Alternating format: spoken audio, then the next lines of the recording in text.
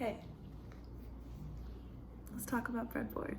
A breadboard is a solderless way to practice building electrical circuits. They come in many different sizes for all different projects. In the center, we have our terminal strips. On the ends, we have power rails. The red is positive power rail and the blue is negative, that's the ground rail. Most breadboards come with this piece. It's a push to play piece. On the end, we have a jack, so we can attach a power source. My power source is with a 9-volt battery, most of them are.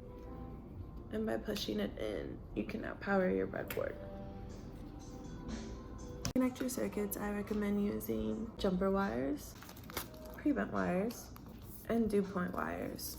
For a quick demonstration, I'm going to show you guys how to light up an LED.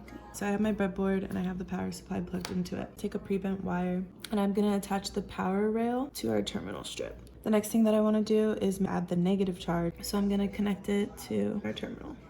Take our LED and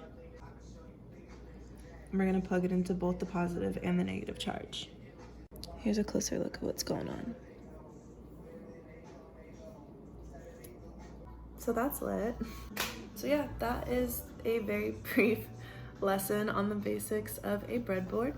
Hopefully that was enough information to get you started. I will link below some of my favorite articles and all of the pieces that I personally work with. All right, thanks for watching, guys.